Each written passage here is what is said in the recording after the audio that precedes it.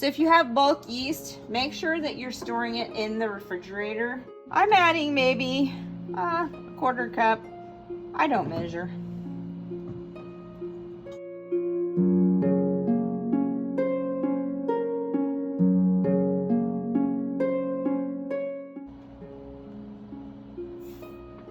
Salt, about a teaspoon.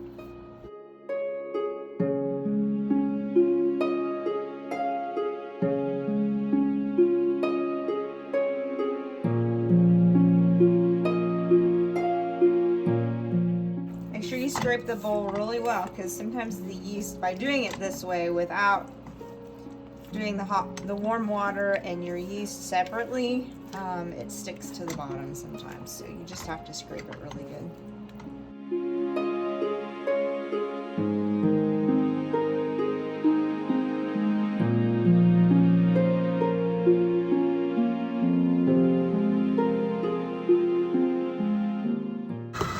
So remember that cold water or hot water will kill your yeast. So you have to make it roughly 100 to 110 degrees.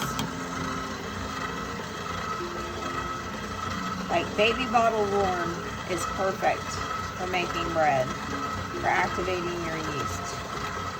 And don't put your salt directly on top of your yeast. Make sure that there's some kind of a barrier. Like I always put it on top of the flour, because the salt will kill your yeast. This is what I like for it to look like. I like for it to clean up my bowl really well.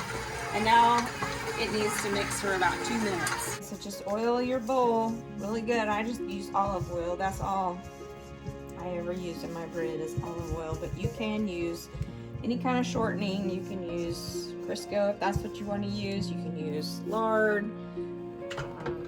I also have a organic all vegetable shortening from Spectrum that I have used successfully. You probably could use coconut oil. I don't know, I've never tried it, but I would imagine it would work fine.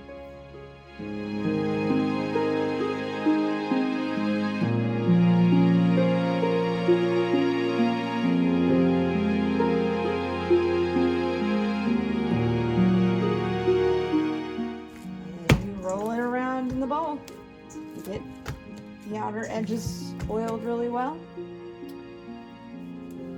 Cover it with a towel and set it off to the side for an hour.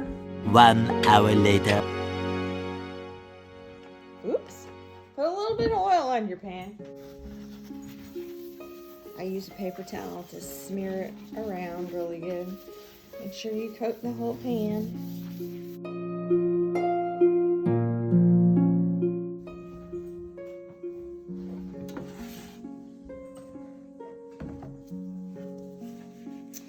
Then you have to punch it down.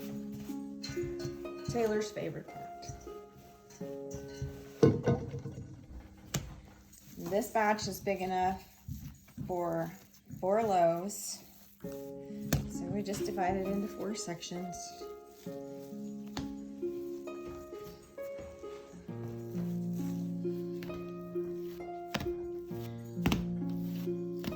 I tell Taylor, it's not rocket science. Just kind of weigh it out. Make sure they're pretty close to the same.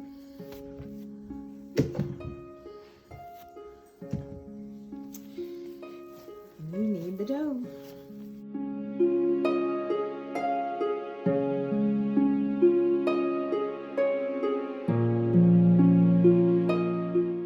That feels like most of it's worked out.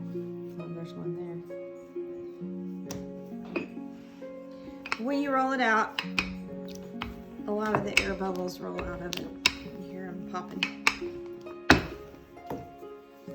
And then roll it up. Kind of like a Play-Doh snake. Pinch your ends. Seal that up. And then roll it out to the width of your pan. You can put this in a bread pan, or for my white bread, I usually just use these big cookie sheets.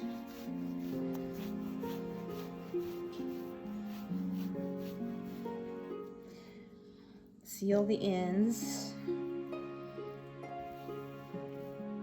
Make sure that your seam, I can see it right there. Make sure your seam is turned down. If you don't, it will pop open. And just do the same thing again.